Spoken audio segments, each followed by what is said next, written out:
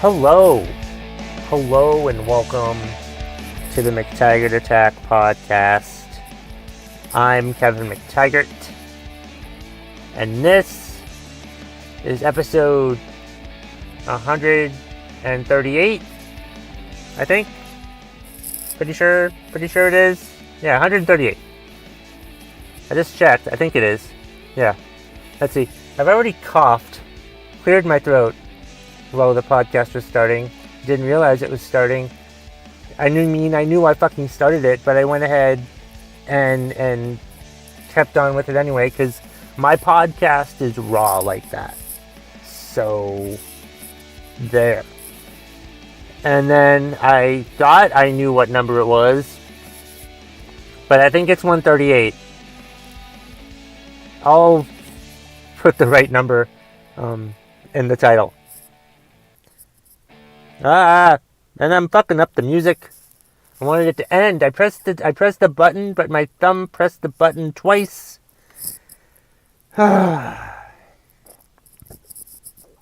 This is a wonderful start to Trivial Nonsense Friday. That's what this episode is. It's Trivial Nonsense Friday for Friday, May 31st, 2019. Trivial Nonsense Friday is basically what's on my mind. Trivial Nonsense Friday is just me talking for like 20 to 30 minutes about stuff that's either making me angry or making me happy or whatever I'm thinking of, whatever is on my mind at the moment. I call it Trivial Nonsense Friday because somebody, a comedian from Vermont, told me on Facebook that I rant about trivial nonsense. And I'm like, trivial nonsense? Why that's a great name for a podcast episode. Trivial Nonsense Friday was born. I'll talk about anything today. Whatever the fuck's on my mind. What the fuck is on my mind? What do I want to talk about?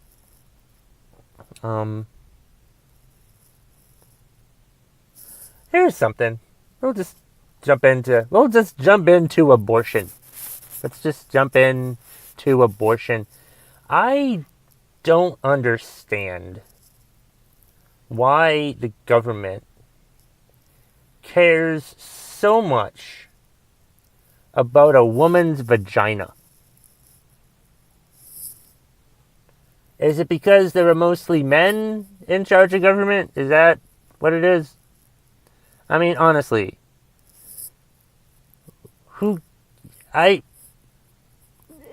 if a woman wants to get an abortion, they can get a fucking abortion. All right? I don't care. As long as, like, I mean, if she's about to have the baby, if the baby is, like, kicking and all that stuff, and you look in the sonogram and it's a baby, you know, you can tell that it's like it has arms and legs and a penis or a vagina or something, then no, you can't abort that child. But if it's been like, what is it? I don't even know what the real thing is. First trimester. What's that? The first 3 months.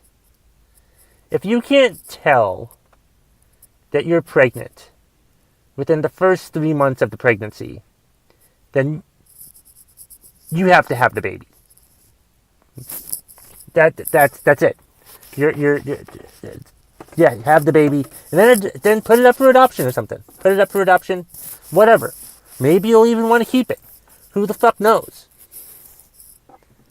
But really, there's been a lot of talk about abortion lately, and I'm just like, I think Alabama has a law they've created a law now, and Georgia has like a law where, um, like, it's a crime if I don't know what the laws are. Maybe I should research this, but the laws, from what I understand, seem pretty fucking stupid. Um, let's we're gonna do this. Let's Google Alabama abortion law and see what it says.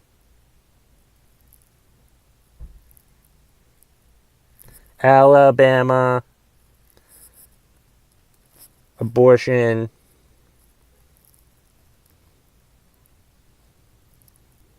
law. All right. The Alabama abortion law.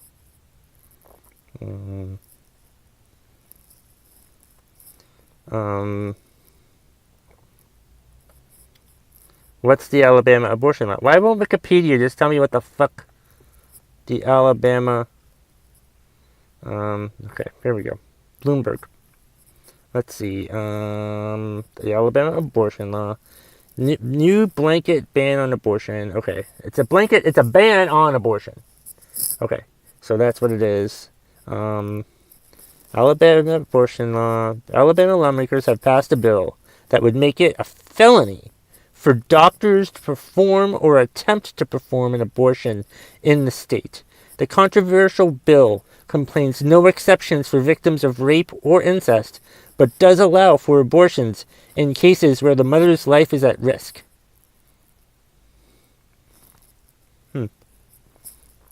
The bill would make abortion and attempted abortion felony offenses, except in cases where abortion is necessary. Who would be charged? The bill would provide that a woman who receives an abortion will not be held criminally culpable or civil... Oh, okay. So it's the doctors. It's penalizing the doctors from doing abortions. It's banning the doctors from doing abortions. What a fucking stupid law. That's a stupid fucking law. I mean, why? Even for like rape and incest, only if the mother is in danger. So so this means someone could go and get like an illegal abortion somewhere in Alabama,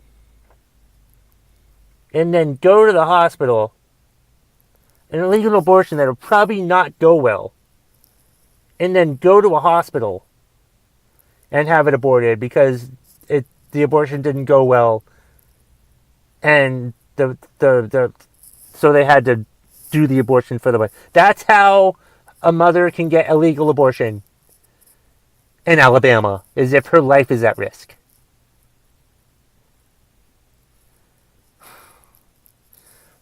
Seriously, why the fuck does the government care about a woman's vagina so much?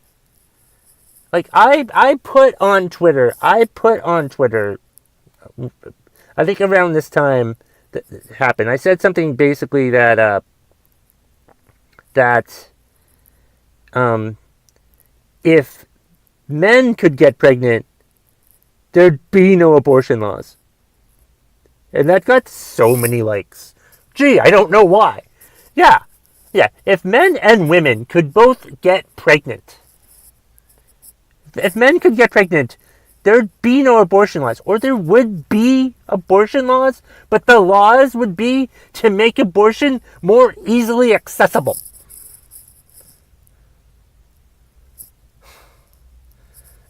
I swear to God, if I had the Infinity Gauntlet, I would make it so that men could get pregnant.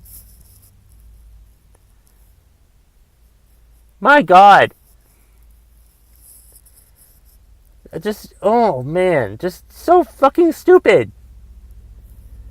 Like, the government, somebody commented on my tweet, basically saying, and I agree with this too, like, the government cares so much about a woman's vagina, but, don't they realize that whenever we're masturbating, we're killing babies too?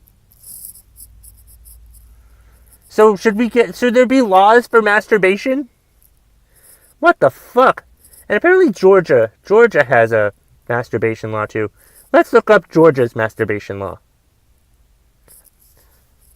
No, Georgia has an abortion law. They don't have a masturbation law. All right, that's right. Georgia abortion law. What's the Georgia abortion law? Georgia's abortion law. What is the abortion law in Georgia? Abortion in Georgia. Abortion in Georgia is legal on request within the first 12 weeks of pregnancy. Between 12 and 32 weeks, abortions may be performed on medical grounds under conditions established by the Ministry of Health. Oh, well, yeah. Right. What's wrong with Georgia's abortion law? That's pretty much what I agree with. The first 12 weeks. Because if you can't... I'm not a woman. And I'm probably wrong about this. But I'm just thinking, if you can't tell that you're pregnant for 3 months, then you have no choice but to stay pregnant. And then you can either give the baby up for adoption or whatever. But still, it's fucking stupid that there has to be a law about abortion. My God. It's just fucking ridiculous. And you know what? Let's look up Roe versus Wade. We're looking up Roe versus Wade.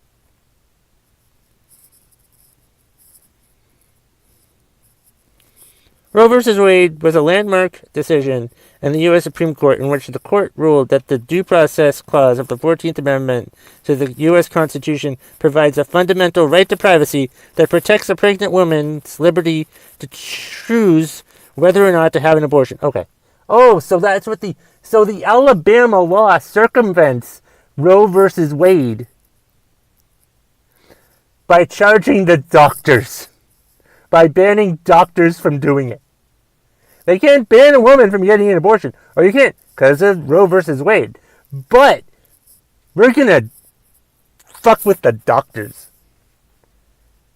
My God. What a diabolical fucking law. Stay out of women's vaginas.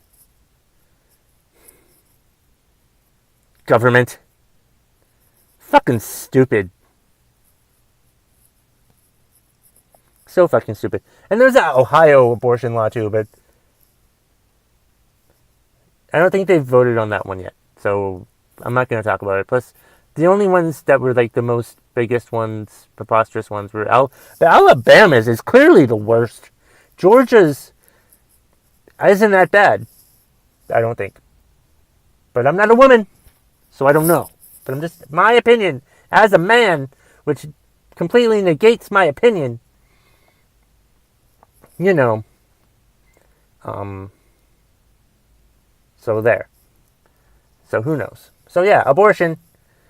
That's right, Trivial Nonsense Friday. Talking about abortion. What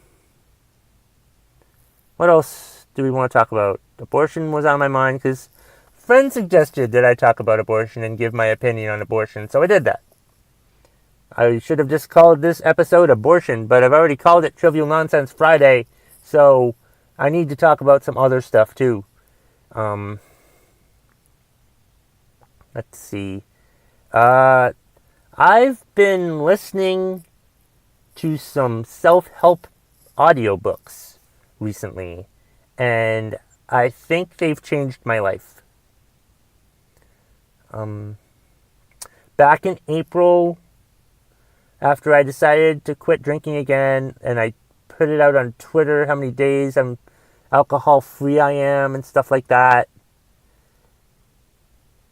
That was really helpful. Someone sent me a Twitter direct message and said, hey, you should listen to this audiobook.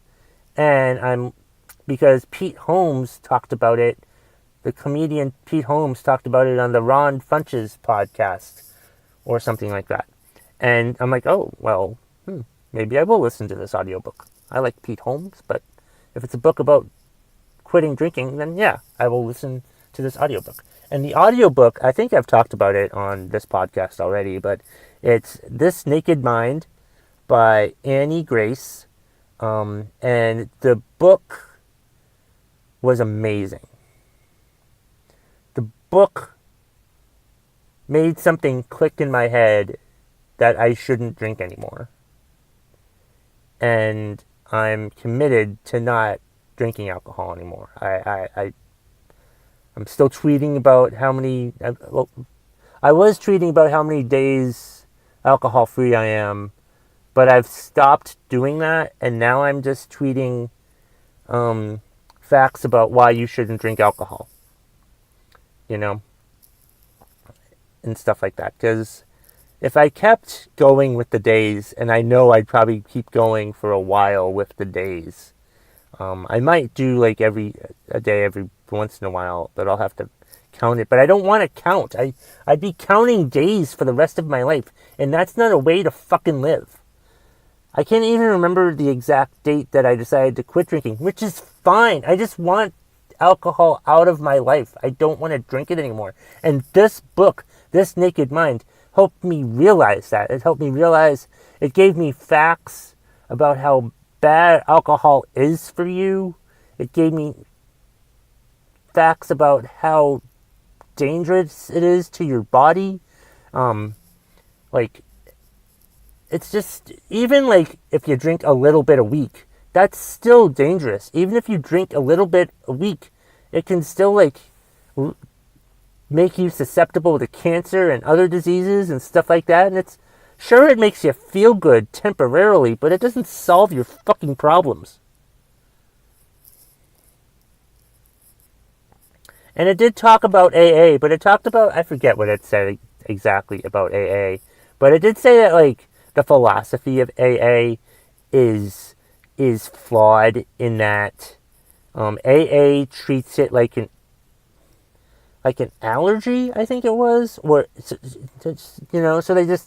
they tell you to just abstinence, just to stay away from it, But this book helps you realize,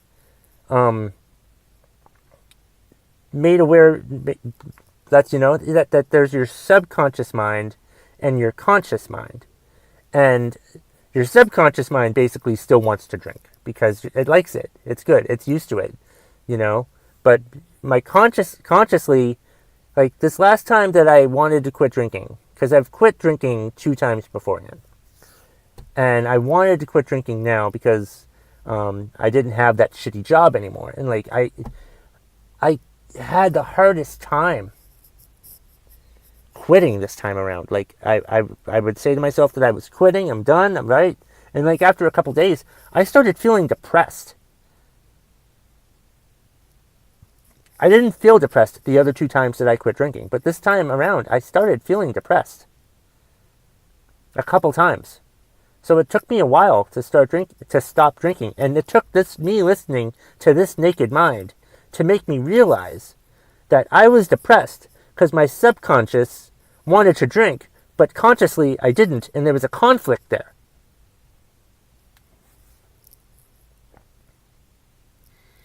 And now there's no conflict because both minds, I think, are on the same page.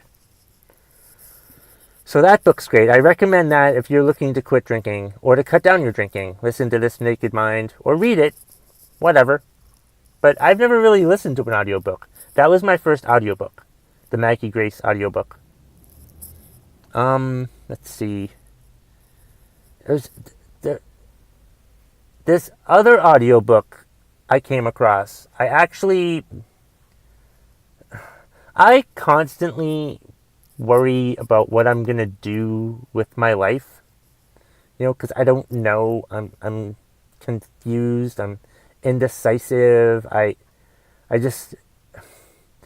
listen to other people's opinions way too much. I don't listen to myself, or I listen to myself and I shouldn't. And I was walking around Books A Million, and I saw this book that just popped out to me, and it said, it was the title of the book is "You're a Badass at Making Money," And I'm like, I want to be a badass at making money. Can this book help me be a badass at making money?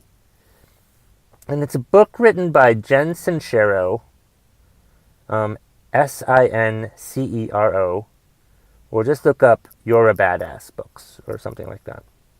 And I listened to it, and it was very interesting. How it, to me, the book sort of talks about just how we're just taught to hate money. Like, or money, we just blame money for a lot of problems. Like, we have all this negative annotation towards money or towards ourselves. And we shouldn't. I mean, having an attitude like that about money, you're not going to make money if you hate money. You know what I mean? Because, love it or not, we're a world built on needing money to do things that we love to do.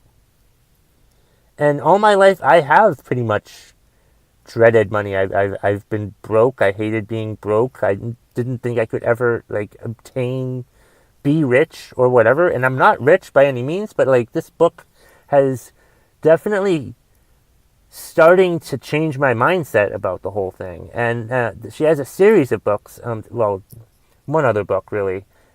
The first one was How to Be a Badass, and I listened to that one too, and that one was very interesting as well. Both books have similar themes and similar ways to go about it, but the How to Be a Badass book was more general about achieving your hopes and dreams and just having a good attitude. Like, imagine hoping that, not even hoping it, wanting it to happen. You know, there's a religious sort of connotation to the book that I didn't really like that much at first. But the way they explain it is, I mean, you don't have to call it God, and you don't have to be religious or whatever, but you have to understand that there is some sort of universe. The universe, there's something out there in the universe that loves you. You know what I mean? Not loves you, but, the universe is hearing you. The universe is hearing me talk about how much I love the universe right now.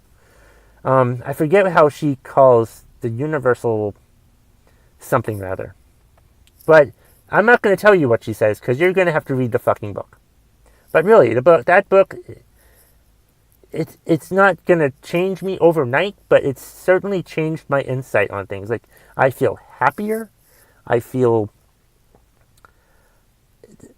Meditation is a big thing in the book too, and I've been a proponent of meditation for a couple years now. I talked about the book 10% Happier a couple years ago in a podcast episode by Dan Harris, and that really shed light on meditation for me, how the negative connotation that meditation gets.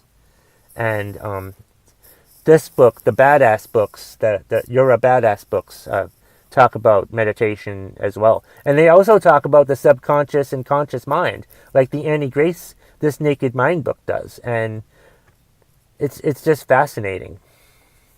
What's the way she calls the universal thing? I'm going to Google one more time during this podcast, because that's what I do. Universal.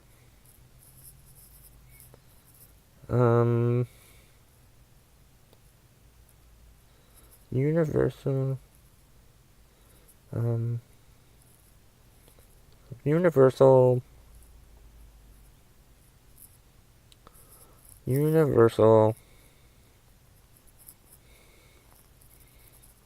intelligence. Universal intelligence. That's what she calls it in the money book.